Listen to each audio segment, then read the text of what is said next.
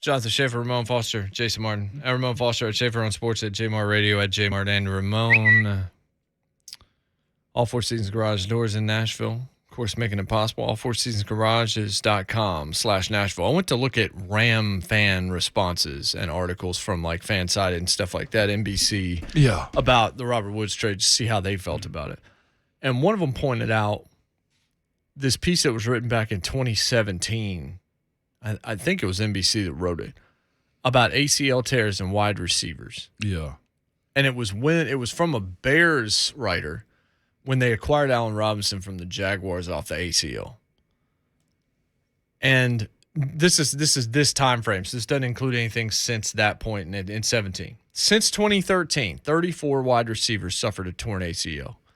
Now, they crossed out 13 of them because they were guys that had played just a couple of games in the league, and they weren't like an Allen Robinson type. Right. They weren't household name guys. So he says, that leaves us with a list of 20 players we can use to compare pre- and post-ACL tear performance. Mm-hmm. They used Pro Football Reference's 16-game average and looked at what these players did pre-injury 16-game, post-injury 16-game. Now, there were some that didn't start a full 16 and that kind of thing, right? Of the 20, 6 never made it back from their ACLs.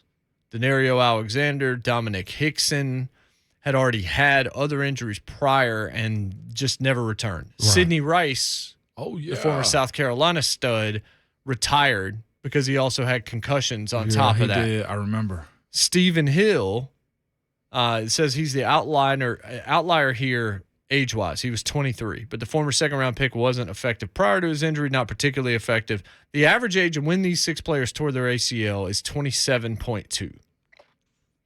7 guys returned from a torn ACL and saw their production decline. Vincent Jackson, Kelvin Benjamin, Lewis Murphy, Jordan Norwood, Aurelius Ben, Reggie Wayne, Leonard Hankerson.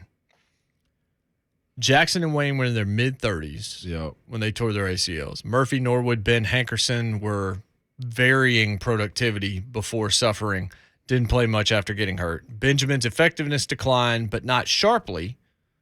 He returned with 63 catches for 941 and 7 touchdowns his first year back off the ACL tear, and then started to really decline. Mm-hmm. The average age of when these 7 guys that saw the decline happen was 28.4.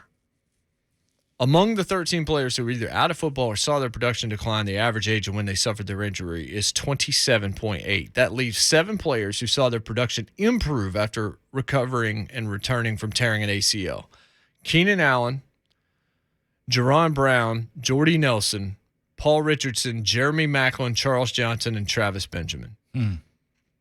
Narrowing it down and taking Johnson out of this because he tore this before his NFL debut.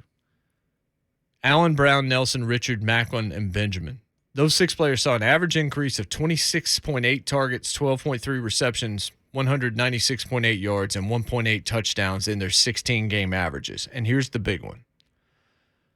And this is where they were trying to do with Allen Robinson. Those 6 players suffered an ACL tear when they were on average 25.2 years old.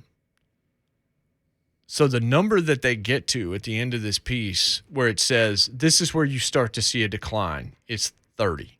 If you tear an ACL at 30, chances are, statistically, you're going to have a massive drop-off. Yeah. Robert Woods will be 30 in April. So he's right on the line of that number. Now, he tore it before 30, and he's coming back basically at 30. But he's had a longer career, I think, than people realize. He played in Buffalo for 4 years before going to the Rams, where he played his last 5. He's been productive.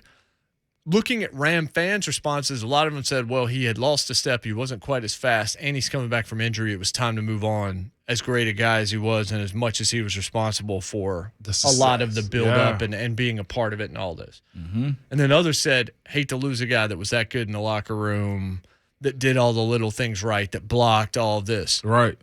Reading what people liked about him, he sounds like a Titan. He sounds like a guy that would fit in very well here. But I think the ACL point is one we're going to have to look at because this team loves to grab injured players. That was the first thing that came to my mind was, man, he's got an ACL.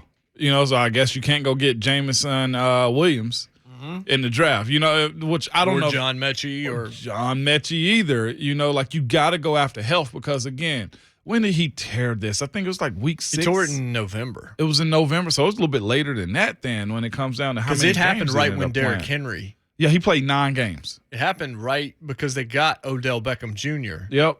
Oh, yep. Right as Robert Woods happened, and that was right as Sunday Night Football happened. If I'm not mistaken, that was the first game he was a part of the team, and they got Von Miller around that point in time also. Yeah. Again, some moves had to be made this week. You had to do something, and honestly, if you're still going to take a risk on an injured guy, at least a dude that's a good locker room guy. Right. That's been a part of a wide receiver group where he's moved from being feature role guy to secondary to 1B, 2A to Cooper Kupp's 1A, and has done it for the most part with grace. Right. I mean, yeah, he wanted his catches too, but every receiver wants their catches. Yeah, you can't just shell me out. Yeah. I think this bet is worth it if you're the Titans. It's a decently hefty price compared to some of the other guys and some of the money you've seen some of these other guys make. If it works, this could be really, really good.